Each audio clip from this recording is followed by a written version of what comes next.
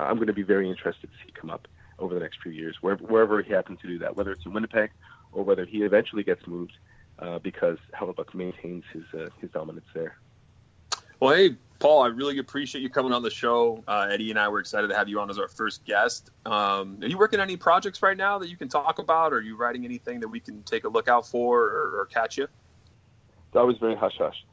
No, I it's all top secret. I'm a failure as a writer because I don't advertise everything.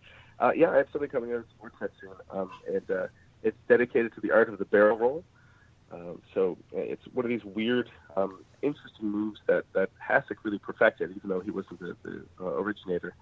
And we've seen it a few times pulled out this season, and I sort of break that down and talk about how it works and why it's not an accidental or simply a desperation save.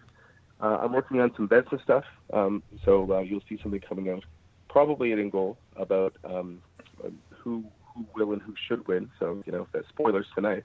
But it'll be a bit closer to the end of the season. And the last thing is, the InGoal magazine, there are a few other things, obviously. I'm writing a few things for the Athletics and goalie profiles about the Canadian goalies. And the last thing will be also with InGoal. There's an award we give out to the best backup goalie. And so we'll be awarding that, voting for that at the end of the season, and then sort of going through the finals and doing the whole award presentation thing.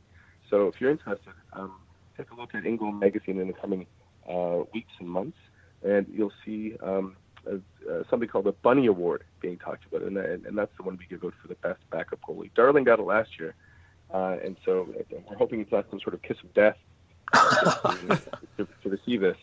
We don't want people refusing it, so we'll hope that we'll choose well this year, and that whoever wins it will have a strong season, so that no one feels bad about winning the award. Well, hey, thanks so much for coming on. You guys heard it here first. What he's going to be talking about is, he said, spoilers. Thanks so much, Paul, for coming on. You guys can follow him on Twitter. Go look him up. It's at Way to Go Paul. And you can catch all his charts he puts up there and talks about goaltending, amongst other things. Again, Paul, we appreciate you, and we hope to have you on again. All right. Well, thanks for having me, and we'll talk again. Be in touch. All right. Thanks, Paul. Yeah, take care, guys. All right. Well, we're back from the interview. I hope you guys enjoyed our interview with Paul Campbell, from writer for InGoal Magazine, Sportsnet, Sporting News, and The Athletic. A great conversation with Paul about Gibson, the Vezina, and just goaltenders in general. It was really nice to have him on the show. And again, I hope you guys enjoyed it. So we've got a bunch of stuff to get through. The chat was pretty lively during the interview and even before that. So we have some questions here. We've got some questions on Twitter, on Reddit, in the DMs, on Forever Mighty on Twitter. So you guys are hitting us up pretty much everywhere. We'll get Patrick back in here as well, so that he's ready to go too. I just popped back in. There we go. Okay, perfect. So just so you guys know as well, Patrick can't hear the interview when it gets played, so that's why we had to kind of wait for things there.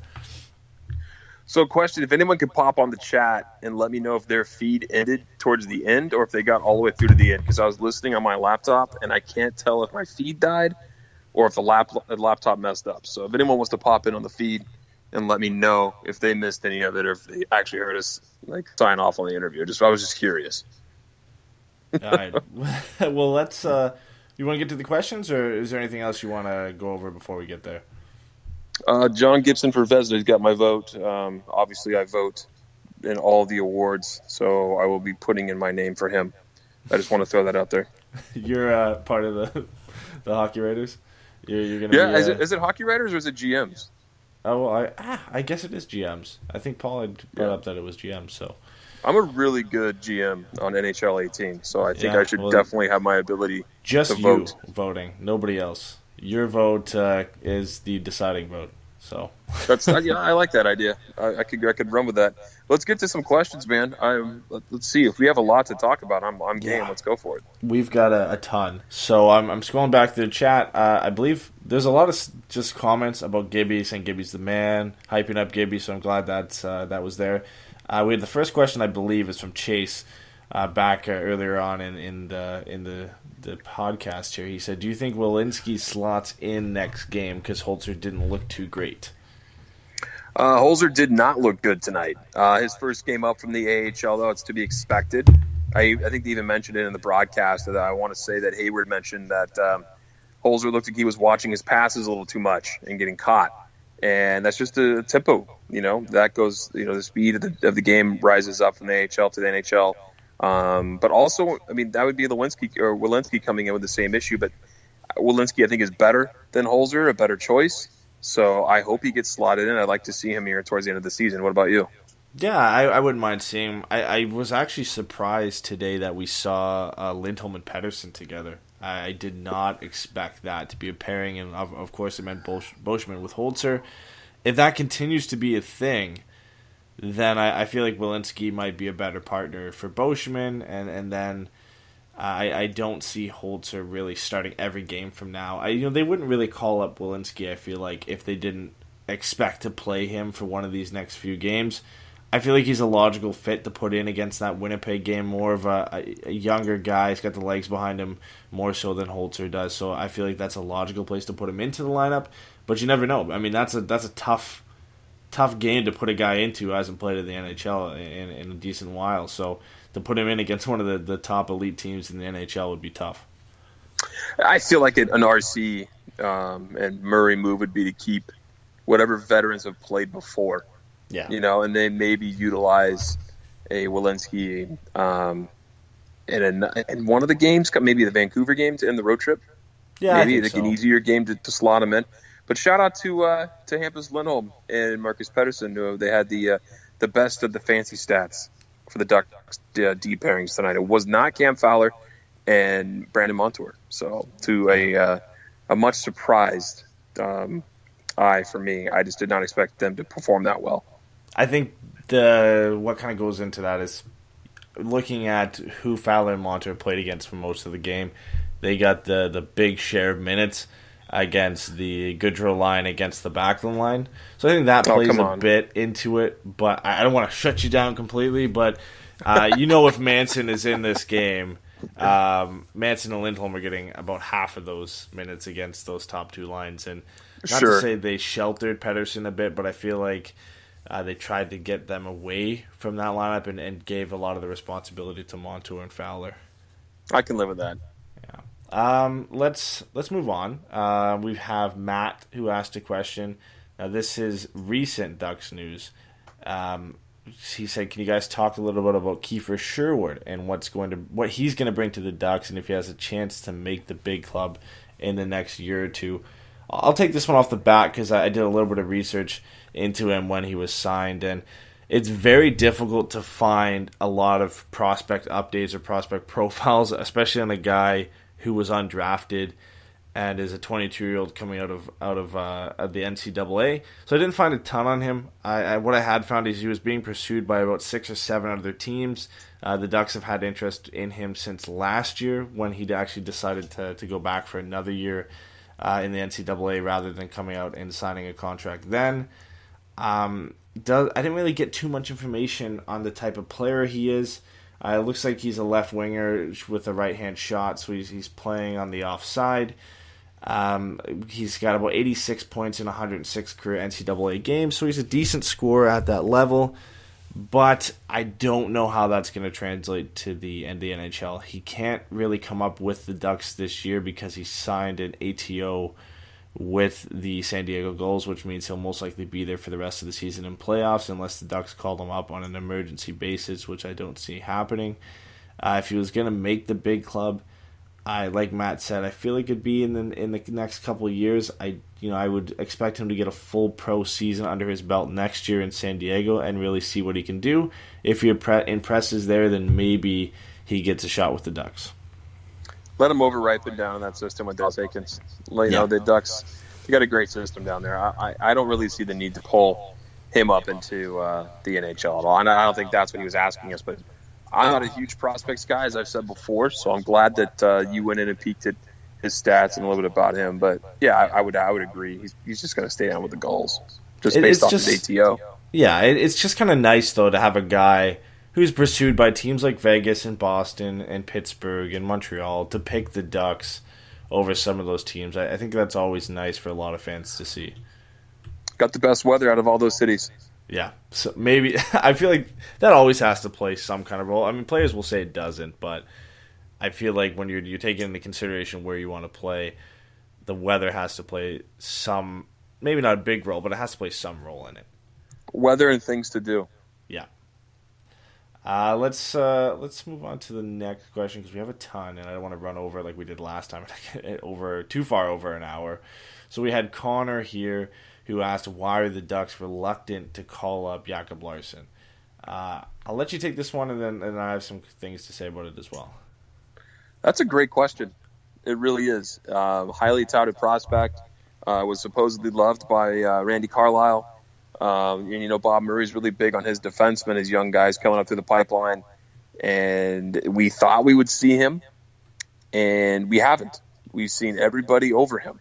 We've seen Jacob Megna. We've seen Andy Lewinsky coming up. Or Walensky, I keep saying Walensky come up. Marcus Pettersson. And it's just, I don't know why they haven't brought him up. It's strange to me.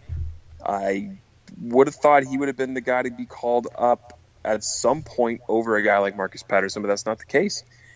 I don't know. Is this something that maybe the Ducks just don't see his development at this juncture worthy of being pulled up to an NHL game? I mean, maybe because they're in the middle of a playoff race and they were looking to trade Marcus Pettersson, so they were, showing him off. And now look, he's able to slot in with the Ducks decor pretty nicely here and play some games. And, obviously he's been shown to be trustworthy. So maybe they're not going to look to bring up a guy who hasn't seen NHL ice this year at this point. Yeah, that's the thing I hope. I hope it has nothing to do with maybe they're just not impressed with what they've seen from him. I'm hoping it's more that they just want him to kind of stay consistent with his play in San Diego, let him season a bit more down in the AHL, and then when guys like Boschman and most likely Bieksa, whether he comes back on a one-year deal or not, are not with the team next year, he can get a better shot right out of training camp, right at the start of the season, and work his way into the lineup. That's what I hope. It doesn't look good, though, when you have a guy who's supposed to be your top prospect on the blue line, and he doesn't get any call-ups. I mean, you look at the last two guys to fill that role. Shea Theodore was playing in the AHL for a while, and then about mid-season, in the first season, he really started getting call-ups. He came up, made a difference, and stuck with the team. The next year it was Brandon Montour, who did the same thing, came up from San Diego, made a difference, stuck with the team. Larson really hasn't been given that chance, which is definitely worrying. But I'm not going to write him off yet because I want to see him get another shot in the NHL. We've seen a very limited sample size of what he can do, and I think we don't see him this year, but seeing him at the beginning of next year and seeing if he can stick with his team, I think will give us a better idea of what he can do with his team. Yep, I agree with that.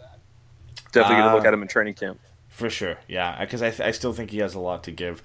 Looking at the question by Dusty, just asked it quick update. Everybody, their feed didn't die. So we had a couple people say that they didn't miss anything, so it was just you.